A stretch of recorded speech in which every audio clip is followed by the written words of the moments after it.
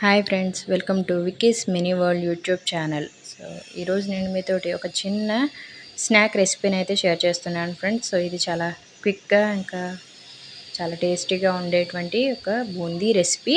So ఈ రెసిపీకి కావాల్సిన పదార్థాలు కొన్ని టమాటాలు ముక్కలు, అలాగే ఒక నిమ్మకాయ, బూందీ పల్లీలతో ఉండేటువంటి ఒక బూందీ, ఫ్రైడ్ కార్న్ఫ్లెక్స్, అలాగే కొన్ని ఉల్లిపాయ ముక్కలు. సో ఇక్కడ బూందీ చూసారుగా, గుల్ల కారపూస అని కూడా అంటారు దీన్ని. సో ఇలా ఉన్నటువంటి కొంచెం బూందీని తీసుకుని, అదేవిధంగా ఫ్రైడ్ కార్న్ఫ్లెక్స్, నెక్స్ట్ ఉల్లిపాయలు కూడా వీలైనంత చిన్నగా కట్ చేసుకోండి ఫ్రెండ్స్. సో అలా చిన్నగా ఉన్నప్పుడే మనకి తినడానికి బాగుంటుంది. సో ఇదంతా రెడీ అయిన తర్వాత ఒక ఖాళీ బౌల్లోకి కొంచెం ఫస్ట్ బూందీని యాడ్ చేసుకుని, తర్వాత కొన్ని ఉల్లిపాయ ముక్కలను కూడా యాడ్ చేసుకోవాలి. సో ఈ ఉల్లిపాయ అనేది తక్కువగా ఉండేలా చూసుకోండి, మీడియంగా.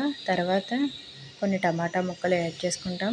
సో అలా యాడ్ చేసుకున్న తర్వాత వీటి మీద ఫస్ట్ ఒక నిమ్మకాయ చెక్కని అయితే పిండేసుకోవాలి.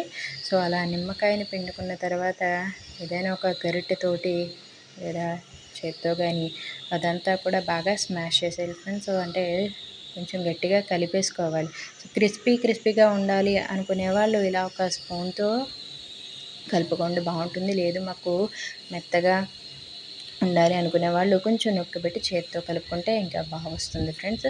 సో ఇలా కలిపేసుకున్న తర్వాత మళ్ళీ టేస్ట్కి తగ్గట్టుగా, సో పుల్లగా తింటాం, మాకు పులుపు ఎక్కువ ఇష్టం అన్న వాళ్ళు కొంచెం నిమ్మకాయ ఎక్కువగా పిండుకోండి.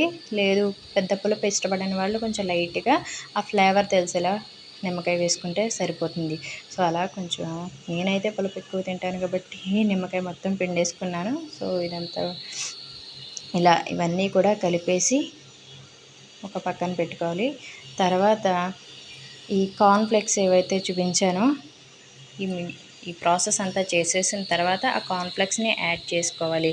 సో ఎందుకు అంటే ఈ నిమ్మకాయ అనేది రసం అంతా కూడా వాటికి పట్టి ఇదంతా కూడా ఈ మిక్చర్ అంతా కూడా మెత్తగా తయారవుతుంది. సో లాస్ట్లో ఈ కార్న్ఫ్లెక్స్ అనే వాటిని లాస్ట్లో యాడ్ చేసుకోవడం వలన అవి క్రిస్పీగా ఉండి తినడానికి చాలా బాగుంటుంది. So thank